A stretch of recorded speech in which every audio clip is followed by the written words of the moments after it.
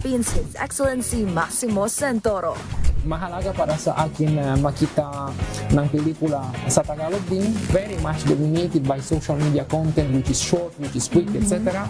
There is still good room to do things in the classic way. A Filipino worker who decides to move to Cyprus. The title of the movie is Maricel. I would say biyahe sa kultura, something like that. And the best part of it is that it's also free, right? Definitely so. Alas 12 ng tanghali, dito lang sa DZRH TV.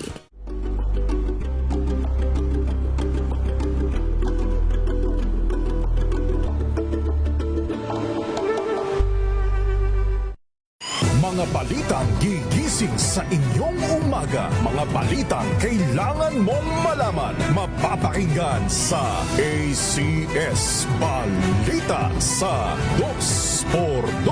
Kasama sina Anthony Taberna at Jerry Baha. Lunes hanggang Biyernes. Samahan niyo po ako hanggang 7:30 ng gabi. DZRH Usapang Liga. Magandang gabi Pilipinas, Metro and Mega Manila, Pilipinas, extension sa DZRH at RH2. Naray Simayan At Kisses Habsa. para sa DZRH, una sa Pilipinas. Una sa Pilipino.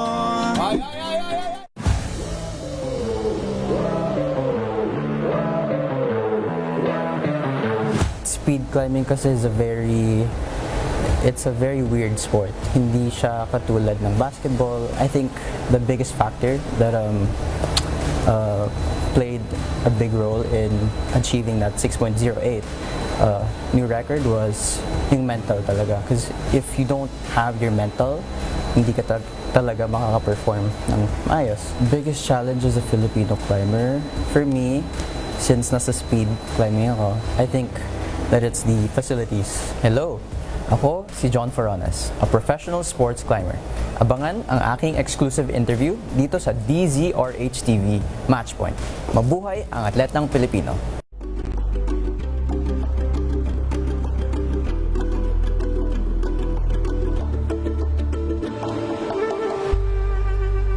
Alamin ang mga maiinit na isyung pambayan, mga balitang kailangan mong malaman, usapin sa pamahalaan, politika, ekonomiya at kabuhayan. Ito ang mga dapat mong malaman, pakialaman at pag-uusapan dahil kayo ang tinig ng mamamayan dito sa Damdaming Bayan.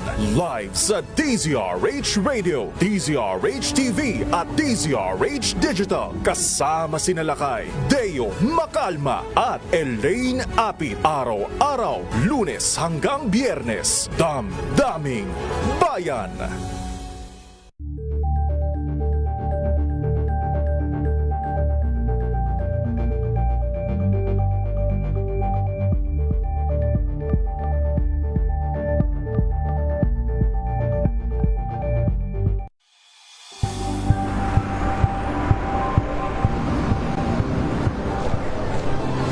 ating mga eksperto. Dito lang sa Expert Opinion. Ito ang The Better News. TNVS. Trending and Isang kwento, iba't ibang anggulo. Dito sa Point. Bawat pananagutan ating tatalakayin dito sa Hoy. Bawal yan. Filipino, dito lang sa DZRH. Matchable entertainment and lifestyle. Ito ang MBC TV Network News. Una sa Pilipinas, una sa Pilipino.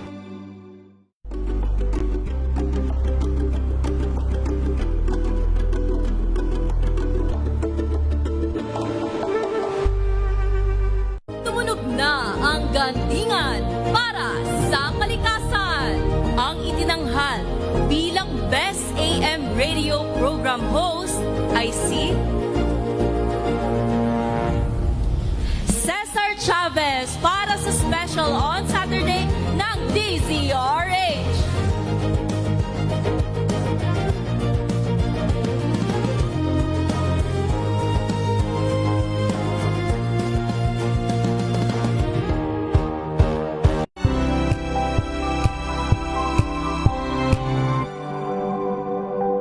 Wow, ang saya.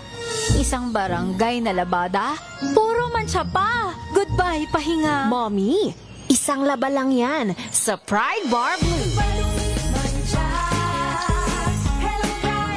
May powerful stain-away enzymes na malupit sa dumit mansya.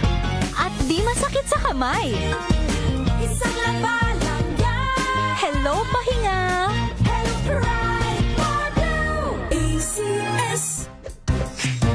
Tanggaling-galing mo. Smart dishwashing paste ko. Pritong ulam na masebo. Plato ang kaldero.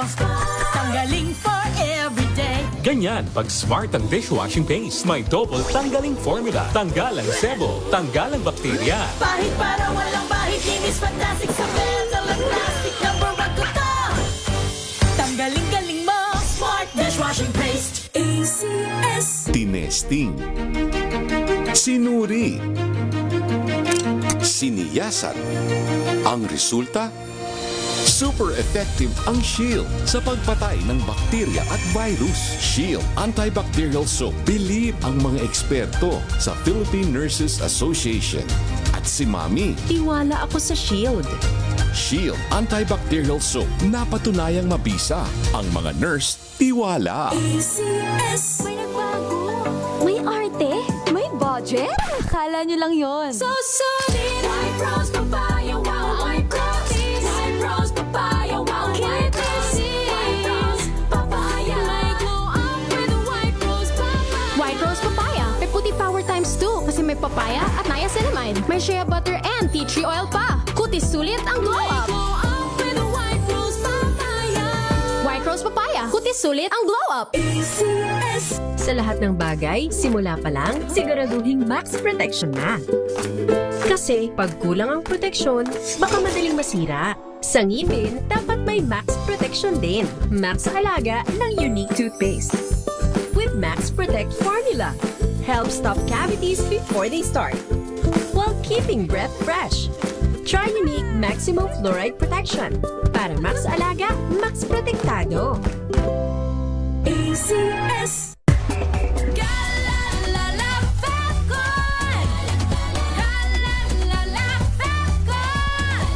Ang bango ng sampayan. Tara na magsayawan. Calefabcon, amoy nakaka-joyful.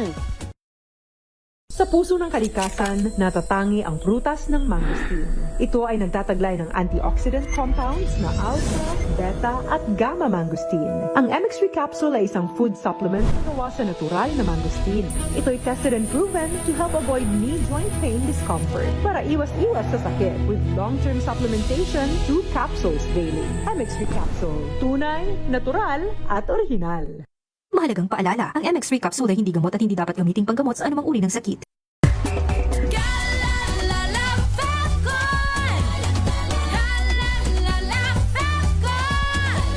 Ang bango ng sampayan. Tara na magsayawan. Calefabcon, amoy nakaka-joyful. MX3, dito ko believe.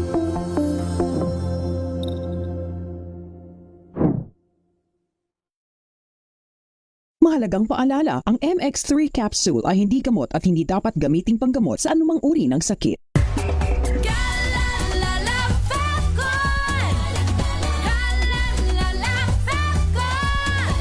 Ang bango ng sampayan. Tara na magsayawan. Calefabcon, amoy nakaka-joyful.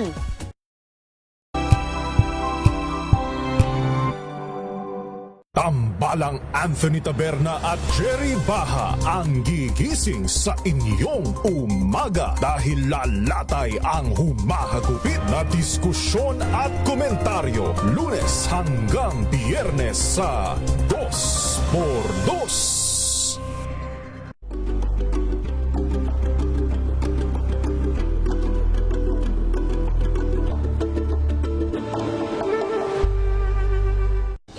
Ng naitalang 17 individual na ang kanilang naaresto. Metro Manila Development Authority o MMDA ang No Contact Apprehension Policy o NCAP sa Metro Manila. Sa ang ilang mga dokumento ay peke. Hindi rin legal ang employment na ipinangako sa kanila. Sa mata ng batas, mananagot ang sangkot at may sala. Dahil sa bawat paglabag, may karampatang parusa. Alamin ang mga pananagutan sa likod ng mga bawal. Dito sa Hoy! Bawal yan, tuwing Sabado, alas 11:30 ng umaga. Dito lang sa DZRH TV.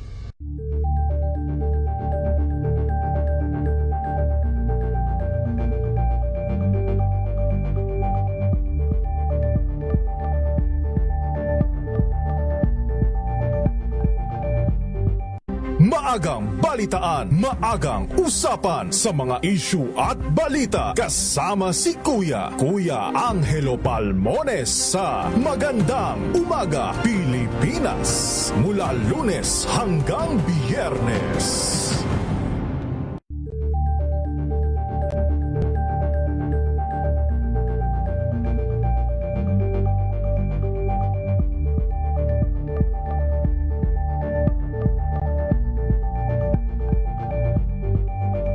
Tumunog na ang gandingan para sa kalikasan.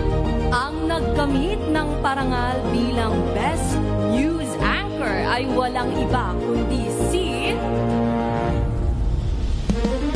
Angelo Palmones ng Magandang Umaga Pilipinas, DZRH Radio 666 kHz.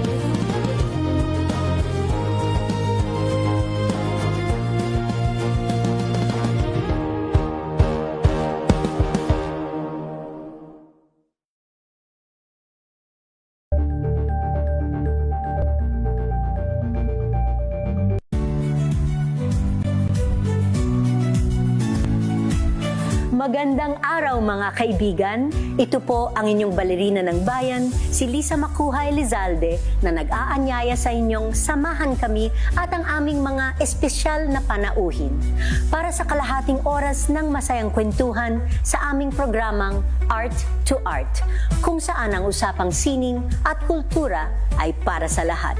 Huwag kaliligtaan, tuwing linggo, alas 3:30 ng hapon, dito lamang sa DZRH Radio, DZRH TV, at via online streaming. Angel po si Angelo Palmones, nag-iiwan sa inyo na isang magandang umaga. Maraming salamat. Life goes on! Nine, good morning, Lakay! Good morning, Sister Ann. At good morning. Magandang mainit na umaga. Angel po si Angelo Palmones, nag-iiwan sa inyo na isang magandang umaga. Maraming salamat. Pilipinas, una sa Pilipino. We've got you covered. From the hottest hits, exclusive interviews, kilig to the bones fan meet experience, and hataw performances of your favorite stars.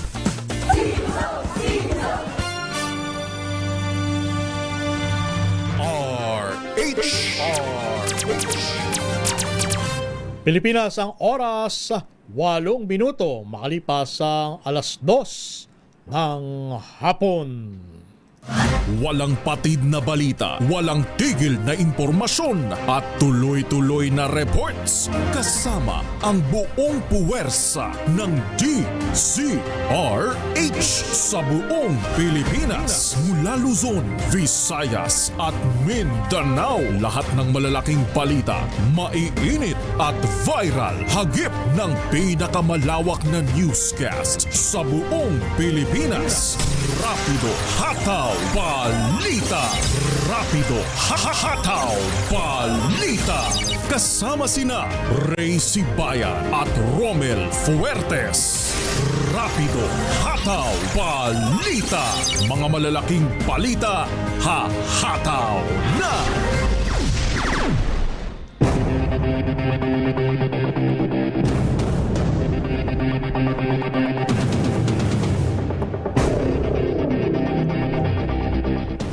Araw po tayo ng Biyernes, ikalima sa buwan ng Hunyo.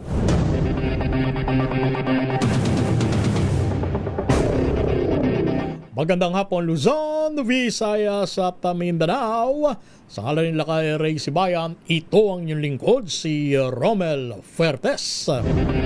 At welcome sa inyong programa, ang Rapido Hataw Balita. Narito ang ating headlines. Pangulong Marcos inutusan ng Department of Energy na patatagin ang supply ng kuryente. Desisyon sa kasong Avellino versus Cuenco ng Korte Suprema hindi maaaring gamitin sa sitwasyon sa Senado ayon kay Senador Loren Legarda. Dating DPWH Secretary Bonoan sumalang sa 2 procedures sa puso habang nasa police custody. 18 dating Marines sa palipat-lipat na safe house sa exclusive subdivisions ayon sa isang testigo. Grupo ng dating Marines dadalo sa pagdinig sa Lunes kapag pinayagan ni Senator Cayetano ayon kay dating Congressman Defensor. Presyo ng diesel posibleng tumaas sa higit 4 na piso kada litro. Gasolina may bawas presyo. Inflation noong buwan ng Mayo bumagal ayon sa PSA at 2 drug pushers timbog sa 1 milyong pisong halaga ng shabu sa Las Piñas City.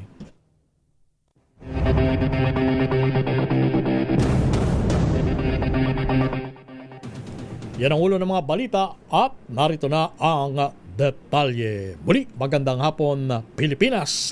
Pinagbigyan ng Sandigan Bayan na 5th Division ang hiling ni dating DPWH Secretary Manuel Bonoan na mailagay sa hospital arrest sabang nililitis sa kasong plunder at graft.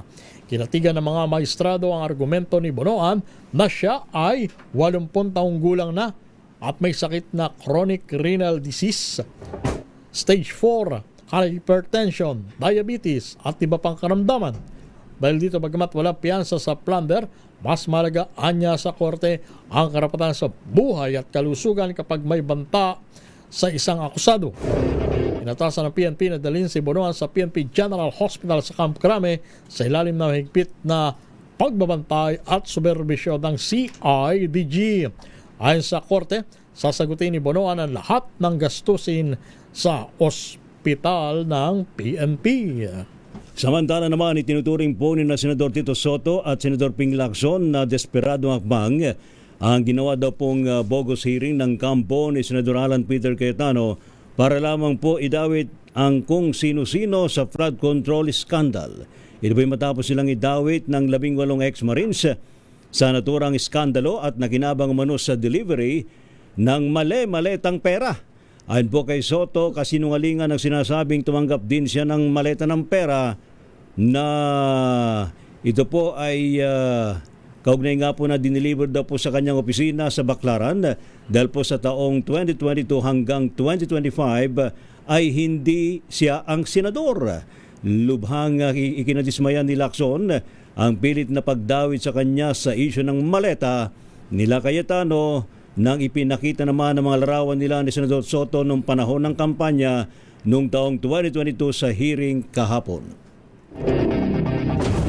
Hihingi naman ng gabay sina dating Congressman Mike Defensor kay Senador Alan Peter Cayetano kung dadalo ang 18 dating Marines sa Blue Ribbon Committee sa hiwalay na pagdinig ng kampo naman ni Acting Senate President Win Gatchalian sa Lunes, June 8. Sa panayam ng 2x2, sinabi ni Defensor na si Cayetano pa rin ang kinikilala nilang Senate President. Matatandaan tanging ang 18 mga dating sundalo nagsilbi umanong bodyguards ay dating Congressman Zaldico ang sinalang sa pagdinig ng Senado kahapon at sila ay muling iimbitahan sa Lunes sa pagdinig ng Senate Blue Ribbon Committee na pinamumunuan naman ni Senador Erwin Tulfo. Mas mainam na dumalo sila Yes. para at least marinig din yung kanilang rebuttal. Ayan. Samantala, nagbabala po ang bagong chairman ng Senate Blue Ribbon Committee, Senator Erwin Tulfo, na posibleng ma-cite in contempt ang mga dating Marines kung hindi sisipot sa pagdinig sa Lunes.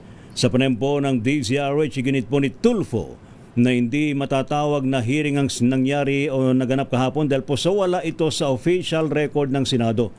Inagpa ni Tulfo na nagtataka siya kung bakit may mga nawalang senador sa listahan ng nakatanggap umano ng mali-maletang pera na kasapi na ngayon ng bagong minorya.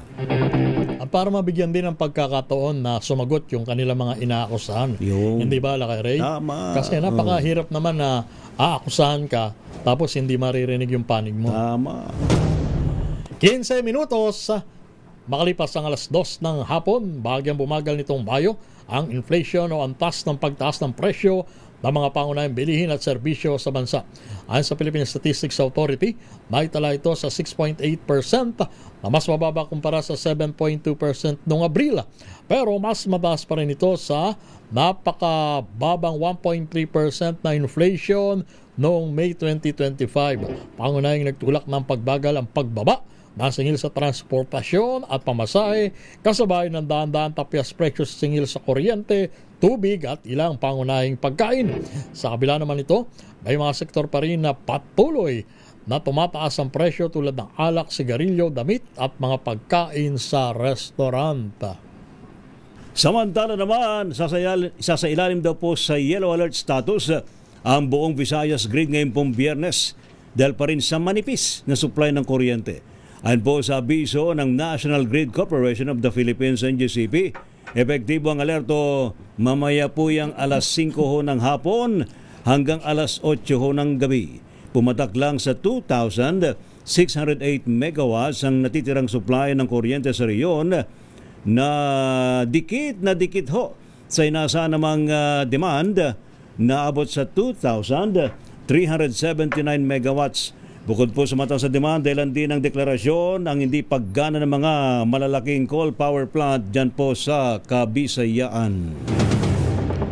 Matapos naman patikimin ng rollback, eto na, namumuro. Ang malaki ang taas presyo sa produktong petrolyo sa susunod na linggo. Ano ba yan? Ayon sa Oil Industry Sources, kumulang 5 piso ang posibleng dagdag sa kada litro ng diesel habang 7 piso naman sa bawat litro ng kerosene. Malaki-laki ito. Malaki-laki, binawi. Oo. 5 pesos per liter sa diesel at 7 pesos naman sa kerosene. Nag-rollback na ng 10 pesos sa kerosene, babawiin naman na 7 pesos. Nag-rollback na ng mga 9 pesos sa diesel, babawiin naman yung 5 pesos. Ayan. Pero meron silang pakonsuelo. Ano? Dahil, pero hindi pa piyak kung magkakaroon ng rollback sa gasolina. Pero just in case na matuloy ang rollback, ito ay papalo ng hanggang sa piso bawat litro ang ibababa kung matutuloy ang gasolina. Ayan. At epekto pa rin ang panibagong adjustment sa tensyon o sa pagsiglab ng tensyon sa gitna silangan at malabo pang ceasefire deal sa pagitan ng Iran at Estados Unidos. Samantala, napanatili naman ng bagyong Esther ang lakas nito sa loob ng Philippine Area of Responsibility o PAR habang patungo ho sa direksyon ng Southern Taiwan. Huling namata ng Tropical Depression Esther sa layong 230 kilometro hilagang kanluran ng Itbayat, Batanes. Taglay po nito ang pinakamalakas na hangin na 45 kilometro bawat oras malapit sa gitna at bugso ng hangin na abot naman sa 55 kilometro bawat oras habang kumikilos pahilagang silangan sa bilis na 15 kilometro bawat oras. Natili namang nakataas ang Tropical Cyclone Wind Signal number 1 sa Batanes dahil po sa bagyong Esther na inasampong lalabas na ng PAR bukas.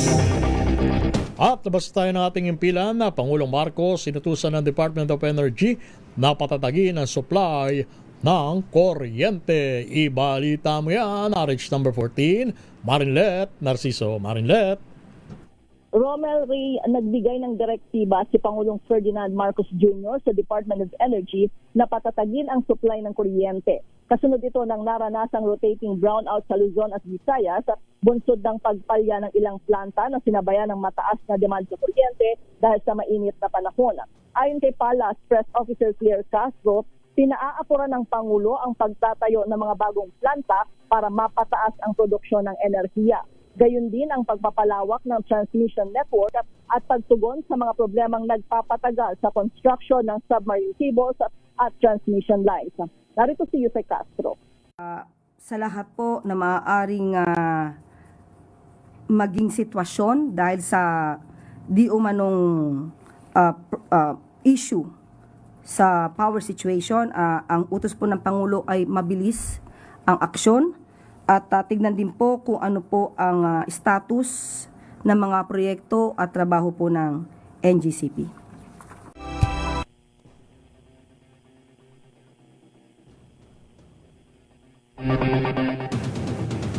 Marinlet. Let Narciso. Nako, nawala si Miss Let. Ating balikan mamayang update mula pa rin sa palasyo sa report ni Miss Let Narciso. Samantala naman, desisyon po sa kasong Abilino versus Cuenco, hindi raw po maaring gamitin sa sitwasyon ngayon sa Senado. Ayon po sa isang senadora. Ating alamin sa report ni RH28, Lakay Raymond at Paas. Lakay Raymond. Ray, naniindigan si Senador Lauren Legarda na nasa kanilang panig pa rin na Senador Alan Peter Cayetano ang mayorya sa Senado. Iti kasunod ng nangyaring pagboto ng 12 senador at itinalaga si Senador Sherwin Gatchalian bilang Senate President pro tempore at acting Senate President. Giit ni Legarda, malinaw sa ating saligang batas at rules ng Senado na 13 boto ang kailangan para magpalit ng Senate leadership. Hindi rin umano maaaring gamiting sangkalan ang desisyon sa kasong Abilino versus Cuenco. Dahil noong 1949 na lumawas ang nasabing desisyon, ay sakop pa ito ng lumang 1935 Constitution. Ngayon ay ang ginagamit na natin ay ang 1987 Constitution na karamihan ng mga provisions ay galing sa 1973 Constitution. Malinaw dito ang nakasaad na provision ng Senate President ay dapat inihahalal ng mayorya ng mga miyembro ng Senado.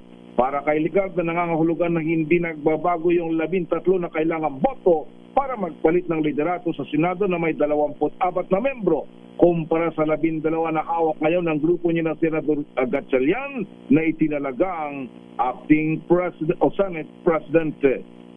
Ito si RH28 Raymond Advance para sa DZRH, una sa Pilipinas, una sa Pilipino.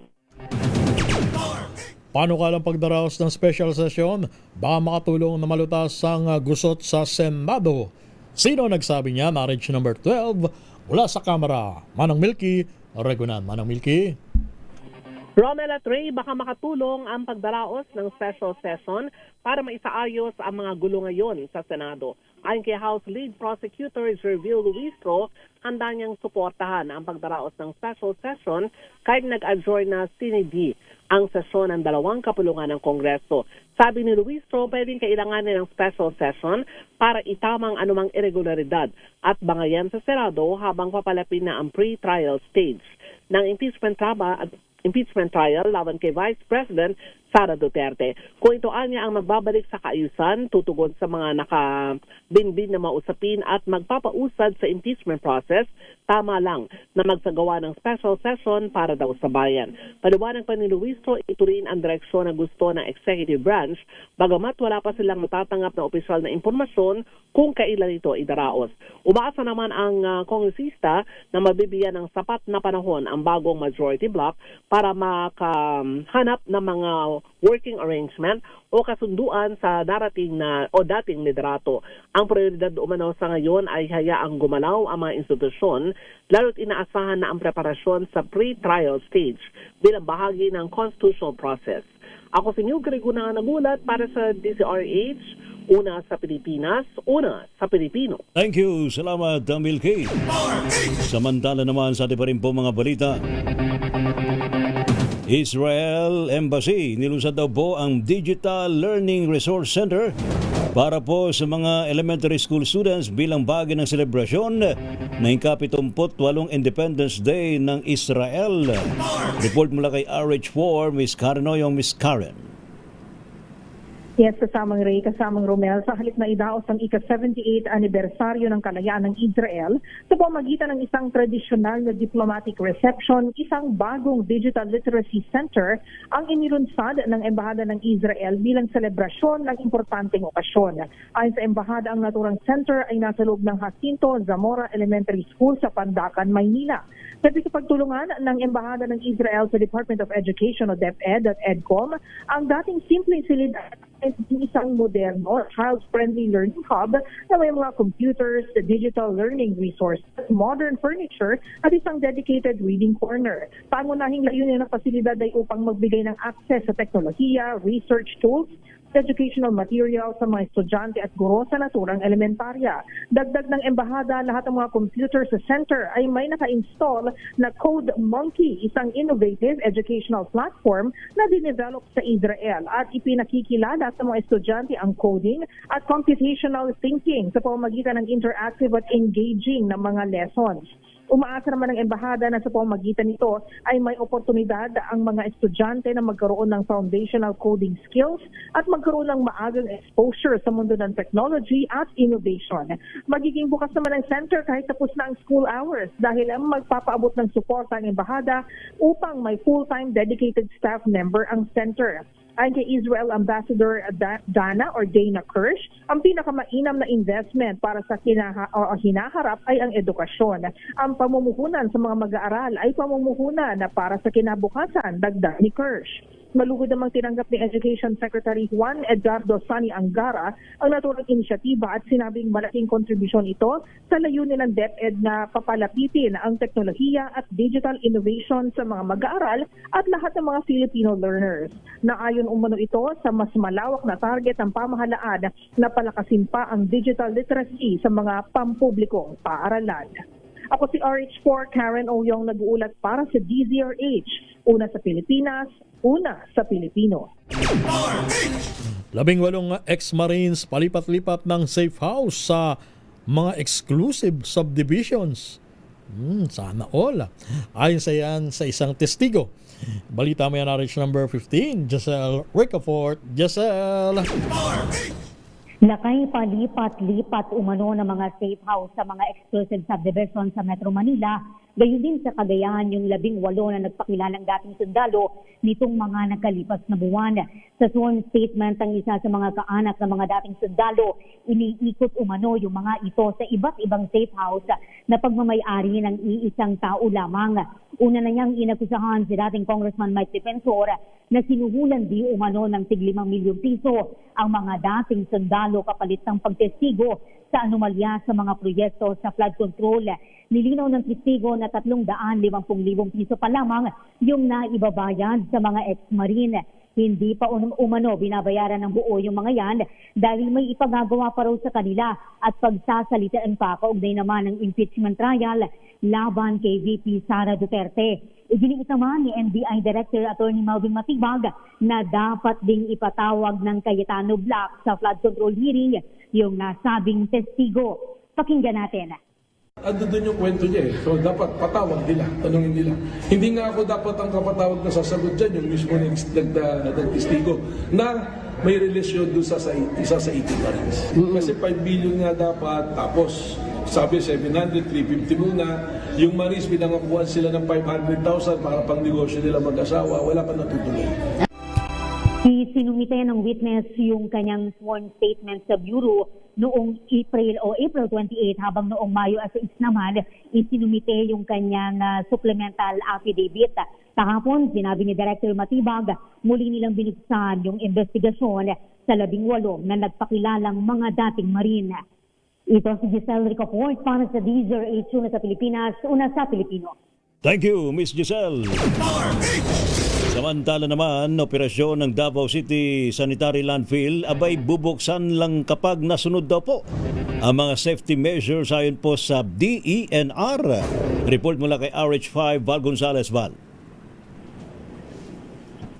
Ray, nanindigan ng DENR Region 11 na ang suspension order sa Davao City Sanitary Landfill ay aalisin lamang kapag natugunan ng lahat ng kinakailangang hakbang para sa safety at engineering intervention.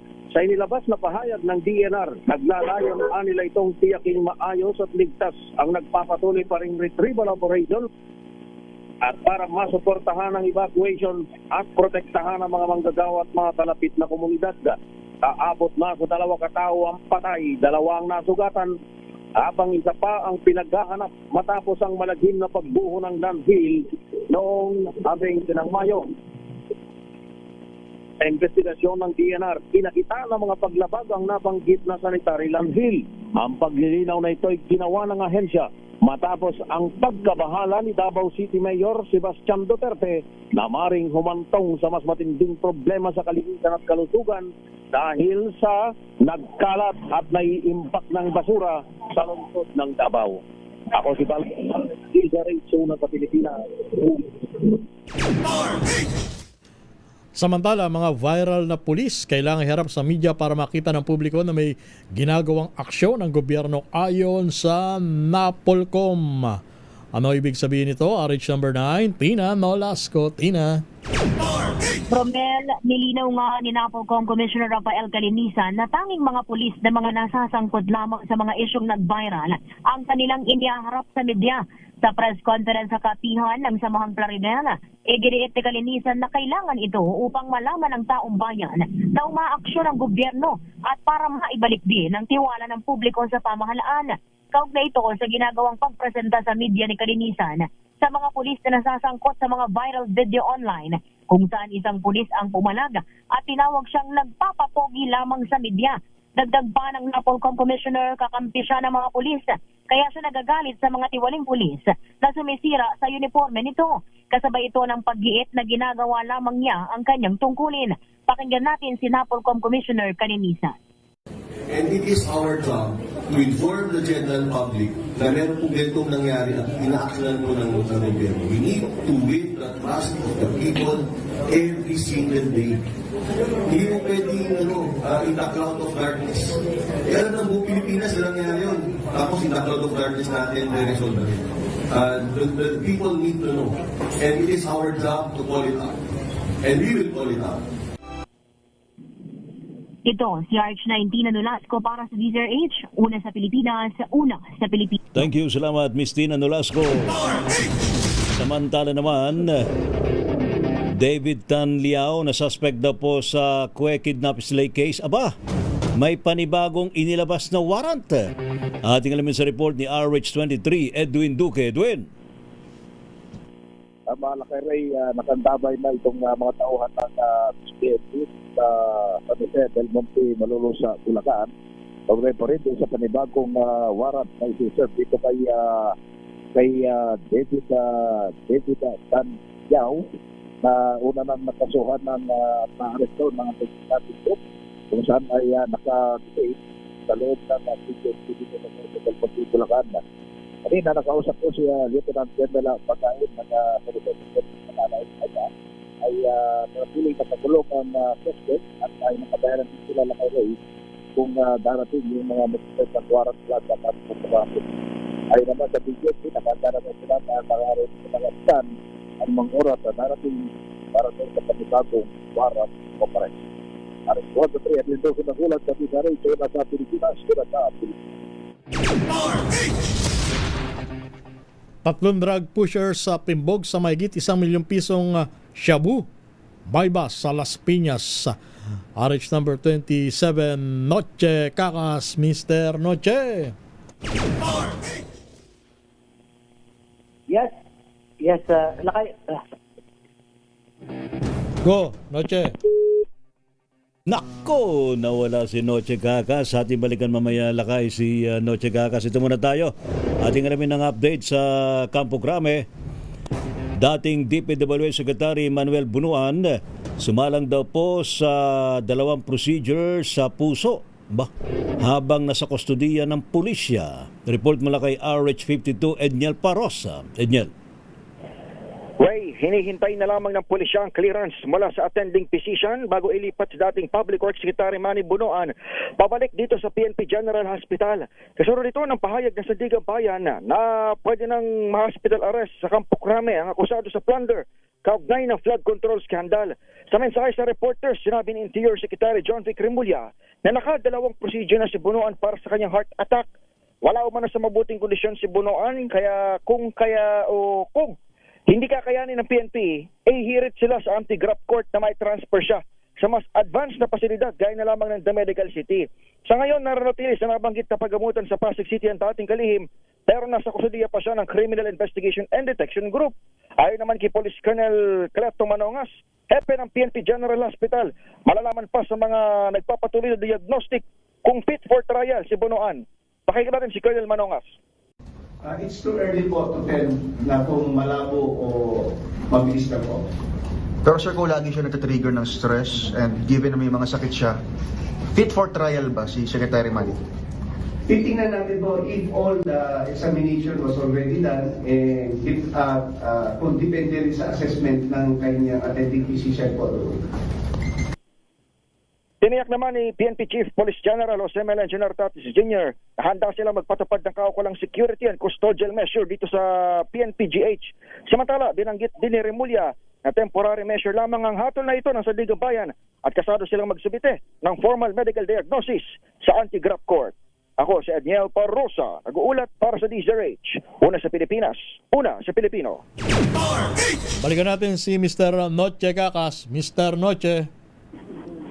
Romel, natimbog sa bypass operation ang tatlong tulak ng droga sa lungsod ng Las Piñas. Inilala ang naarestong drug suspect na sina alias Emer, Jeric at alias Leonardo. Ikinasa ang operasyon sa isang parking lot sa isang compound sa C5, Barangay Pulang Luma 1 sa lungsod. Nasa 200 grams ng hinilang shabu ang nasabat ng mga operatiba na aabot sa 1.3 million na pesos. Maharap ngayon ang mga suspect sa kaukulang kaso. Samantala, umaambot ngayon dito sa lungsod ng Taguig. RS27, Noche Cacas, DZRH, una sa Pilipinas, una sa Pilipino. Thank you. Salamat, Noche Cacas. Rapido, hataw, balita. Standby pa rin po mga balita mga kaibigan mula po sa mga probinsya. Ano pa rin po mga lingkod sa magbabalita, sina Ray Sibayan at Romel Fuertes. Para sa DZRH, una sa Pilipinas. Una sa Pilipino. Pilipinas ang oras, alas 2:37.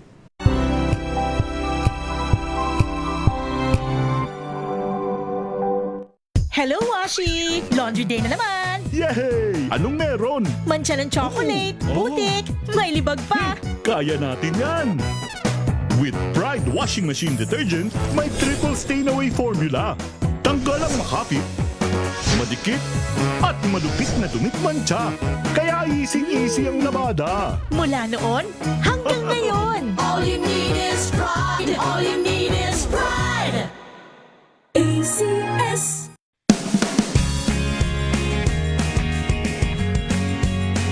Unboxing MXV Tea. This is a unique combination of mangosteen and pandan. Each box has 20 tea bags that can be steeped to 1 glass or up to 1 liter of water. Enjoy it hot or cold. Shop at Lazada, Shopee, and in leading drugstores nationwide.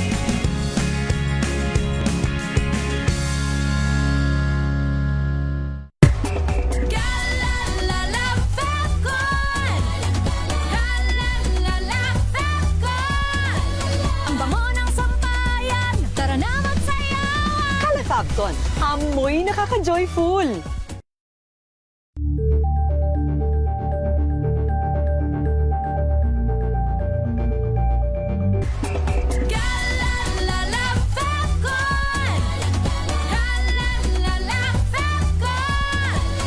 bango ng sampayan, tara na magsayawan! Kala Fabcon, amoy nakaka-joyful!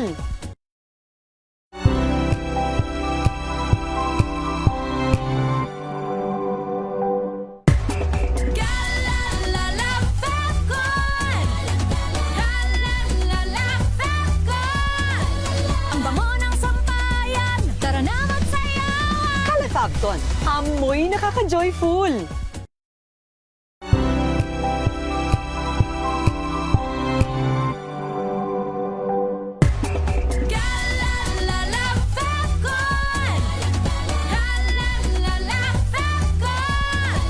Ang bango ng sampayan, tara na magsayawan! Kala Fabcon, amoy nakaka-joyful!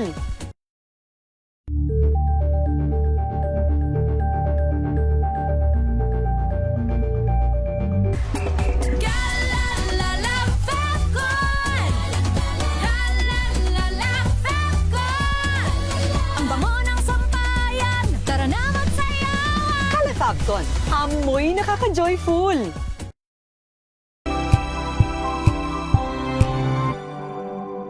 This Saturday on Scene Zone, pag-usapan natin ang longest-running European Film Festival in the country na Cine Europa. kasama ang European Union Ambassador to the Philippines, His Excellency Massimo Santoro. Mahalaga para sa akin na makita ng pelikula sa Tagalog din, very much dominated by social media content which is short, which is quick, etc. There is still good room to do things in the classic way.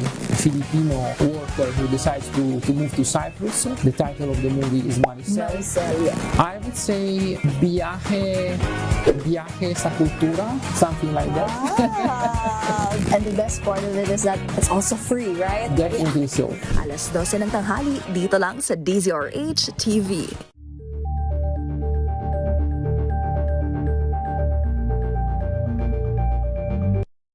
Mga balitang gigising sa inyong umaga. Mga balitang kailangan mong malaman. Mapapakinggan sa ACS Balita sa 2x2. Kasama sina Anthony Taberna at Jerry Baha. Lunes hanggang Biyernes.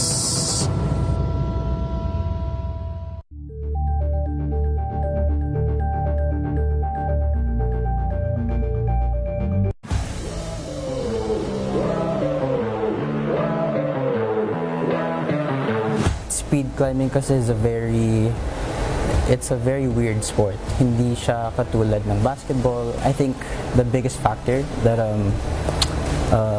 played a big role in achieving that 6.08 new record was yung mental talaga. Because if you don't have your mental, hindi ka talaga makaka-perform ng maayos. Biggest challenge as a Filipino climber, for me, since nasa speed climbing ako, I think that it's the facilities. Hello, ako si John Forones, a professional sports climber. Abangan ang aking exclusive interview dito sa DZRH TV Matchpoint. Mabuhay ang atletang Pilipino. Good Better News. Una sa Pilipinas, una sa Pilipinas. PNBS, trending and viral show. Nakahandang Sa ating balitan mga kaibigan sa Rapido Hataw Balita. Public Service Hour. Siyempre pa, una sa Pilipinas. Una Ayan sa... ang kabuhanan din palatuntuan ng break time. Sabay niyo na po ang mga balita at talakayan sa Balansyado. Maraming salamat. Alamin ang mga maiinit na isyung pambayan, mga balitang kailangan mong malaman, usapin sa pamahalaan, politika, ekonomiya at kabuhayan. Ito ang mga dapat mong malaman, pakialaman at pag-uusapan dahil kayo ang tinig ng mamamayan dito sa Damdaming Bayan. Live sa DZRH Radio, DZRH TV at DZRH Digital. Kasama sina Lakay, Deo Macalma at Elaine Apit. Araw-araw, Lunes hanggang Biyernes. Damdaming Bayan.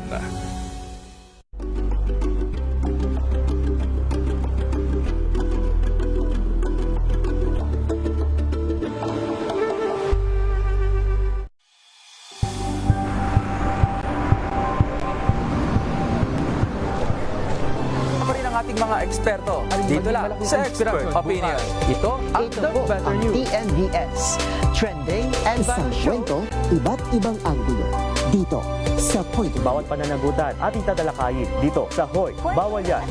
Pilipino, dito lang sa DZRH TV, Match of Entertainment and Lifestyle. Ito ang MBC TV Network News. Una sa Pilipinas, una sa Pilipino.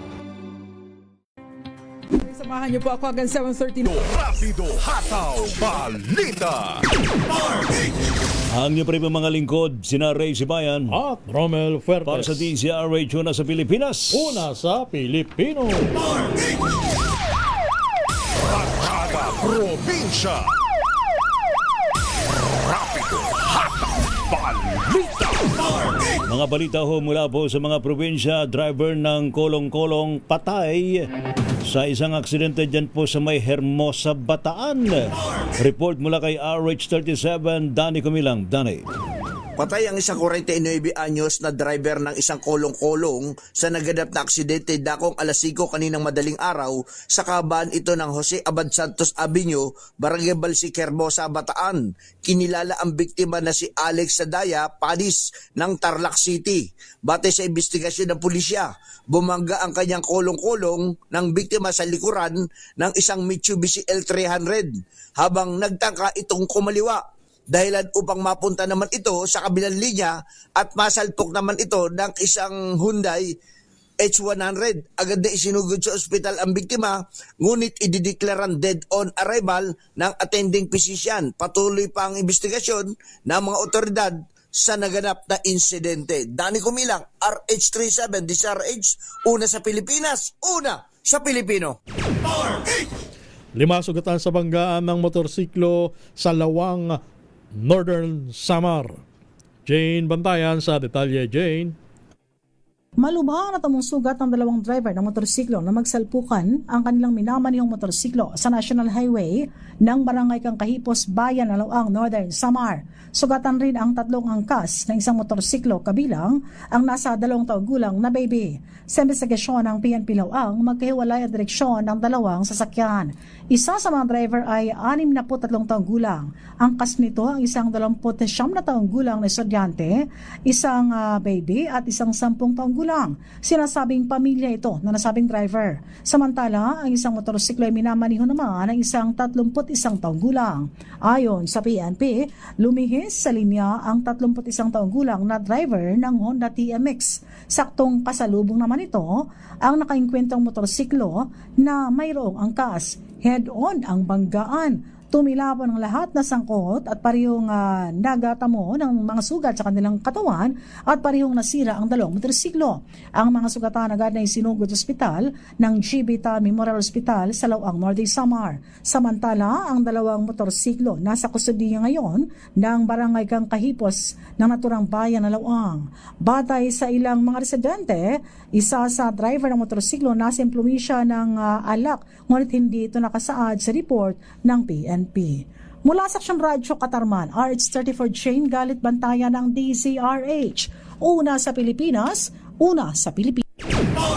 Thank you, maraming salamat Jane Bantayan. Samantala naman, standby Junti Makutak, mayroon pong nakitang patay na sanggol. Naku naman no.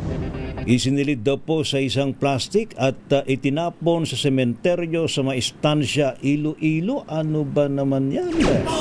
Ating alamin sa report mula kay Jocelyn Maki, Action Radio Iloilo. Jocelyn. Nakabalot pa sa tela at isinilid sa plastik nang matagpuan ang bangkay ng isang sanggol sa Estancia Public Cemetery sa Barangay Takbuyan, Estancia. Ayon kay Police Lieutenant Adrian Baligod, officer in charge ng Estancia Municipal Police Station, may menor de edad na napadaan sa gilid ng sementeryo habang papauwi at nakita ang aso at may tanga na plastik kaya nagduda siya at kanyang nilapitan. Binuksan na menor de edad ang plastik at nakita niya ang bangkay ng isang sanggol. Sinabihan nito ang kanyang ama at ang ama na ang nag-report ng impormasyon sa barangay official at pulis. Tinatayang 1 linggo pa lang na pinanganak ang sanggol na babae ayon sa pulis. Nagdesisyon ang mga otoridad na ilibing ang sanggol. Nagsasagawa ng backtracking ang mga pulis upang malaman kung sino ang nagtapon ng patay na sanggol. Mula sa Action Radio Iloilo, ito si Jocelyn Make para sa DZRH, una sa Pilipinas, una sa Pilipino. BARM Chief Minister Makakuwa sinuspende bilang Chief of Staff ng BIAF-MILF. RH number 19, June Di Makutak sa detalye. Paring June. Paring Romel, Paring Ray, sa magitan ng Resolution number 1 Series of 2026 na inilabas ng Office of the Chairman of Moro Islamic Liberation Front Central Committee, nakasaad ang indefinite suspension ni BARM Chief Minister Abdul Rauf Makakwa bilang Chief of Staff ng Bangsa Moro Islamic Armed Forces o itong BIAF ng Moro Islamic Liberation Front. At pansamantalang mag-assume bilang Chief of Staff si MILF Chairman Alhaj Murad Ibrahim. Nakasaad sa nasabing MILF Central Committee Resolution ang umano'y pagsuway at hindi pagsunod ni Makakwa bilang BIAF Chief of Staff at sa discipline required under BIAF General Order number 1. Bilang reaksyon, panawagan ni Chief Minister Makakwa sa mga supporters ito na manatiling mahinahon at 2 usapin umano ang punot dulo ng pagsuspende sa kanya. Una ay ang unilateral decision niya sa pagtakbo bilang independent candidate sa 3rd Parliamentary District na Maguindanao. Nadya niya manong maging independent candidate dahil sa medyo malayo pang September election at nais niya manong maging pata sa kanyang pamumuno nang hindi identified sa kung ano-anong political party bilang chief minister upang makaiwas sa issue ng pagiging bias.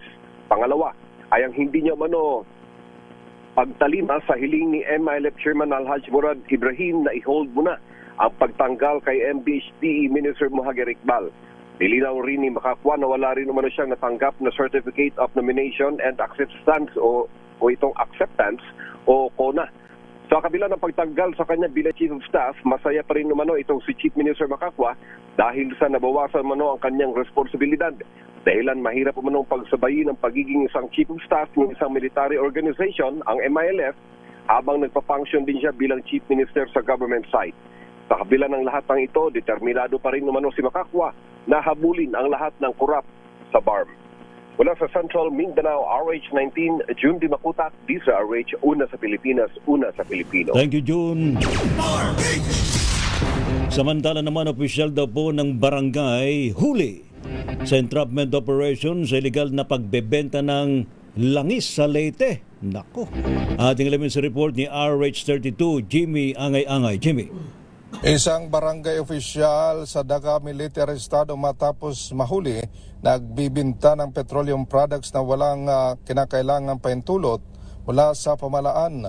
Ayon kay Police Regional Office 8 Regional Director Brigadier General Jisung Kapoy, nagsagawa ng entrapment operation operatiba ng Regional Intelligence Division kasama ang Regional Special Operations Unit Katuwang, ang Daga Milite PNP, Bureau of Fire Protection sa Barangay San Benito, Daga Milite. Kinilalang suspect na si alias Yana, 55 anos, may asawa, isang barangay official at may-ari ng sari-sari store na nahuli nagbibinta na mamahagi ng diesel at gasolina para sa kita ng walang kaukulang otorisasyon. Nakumpiska sa operasyon ng buy-bust money, budol money at iba't ibang lalagyan ng diesel, unleaded gasoline at premium gasoline na may kabuang tinatayang 66,000 piso. Dinalang suspect sa Daga Milite PNP para sa kakulang dokumentasyon at disposisyon. Inahanda na rin ang kaso sa paglabag ng Batas Anti-Petroleum Adulterization and Short Selling Law laban sa kanya. Wala dito sa DYVL Action Radio Tacloban, ito si R32 Jimmy Angay-Angay para sa DZRH, una sa Pilipinas, una sa Pilipino. Samantala, harapan ng BNR 11 Office, ginawang karagdagang collection point ng basura sa Davao City. June Soter ng Action Radio Davao. June.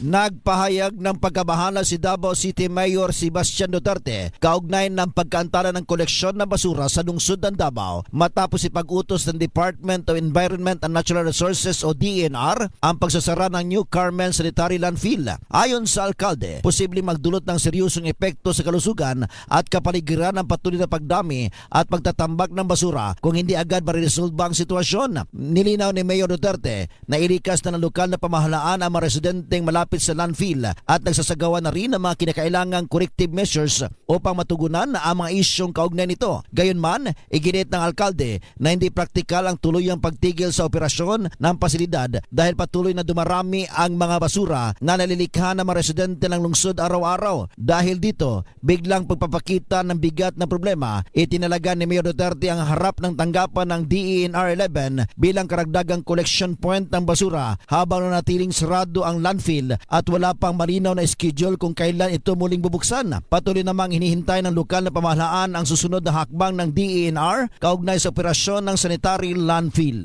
Ito si June Soter para sa DZRH. Una sa Pilipinas, una sa Pilipino. Thank you. Maraming salamat, June Soter. Samantala naman, drug suspect arestado matapos makuhanan daw po na may 300,000 pisong halaga ng shabu sa kanyang bahay sa may Asinggan, Pangasinan. Report mula kay Freddy Fajardo. Freddy. Inaresto ng operatiba mula sa Regional Police Drug Enforcement Unit katuwang ang Regional Intelligence Division, PDEA Regional Office 1, PDIS-OU1, PIU, PDEO ng Pangasinan PPO at Tasingan Municipal Police Station ng High Value Individual Drug Suspect na binata na residente ng nasabing bayan matapos makumpiska ang 10 plastic sachet na naglalaman ng hinihinalang shabu na tumitimbang ng 50 gramo na may street drug price na 340,000 pesos sa kanilang tahanan. Sa ulat ni Asingan OIC Chief of Police Major Leonardo Zacarias, ang pagkakumpiska ng illegal na droga at mga drug paraphernalia sa bahay ng suspect ay sabisya ng search warrant na pinalabas ng hukuman. Kasong paglabag sa Republic Act 9165 Comprehensive Dangerous Drug Act of 2002 ang kinakaharap ngayon ng akusado na nasa kustudiya ng Asingan Police Station. Mula sa Action Radio Pangasinan, ito si Freddy Fajardo, Arister Tag-uulat para sa DCRH una sa Pilipinas, una sa Pilipinas. Thank you. Maraming salamat sa report na yan na Freddy Fajardo. At ngayon, magandang hapon muna kay Sir Els Bartolome.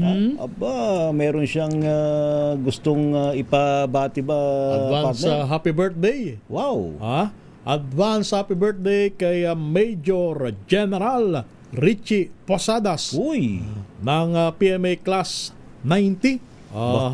Siya ay magdiriwang ng kanyang ika-58 kaarawan. Batang-bata pa, ha? Abay, ang sabi niya ay mukhang nagbabasketball pa tong si Apo General, ha? Wow, ha? Pigsapay. Si Apo General Richie Posadas. Apo, naragsak nga pa nagkasangay kayong Katuno Lunes. Yes. June 8. Aba.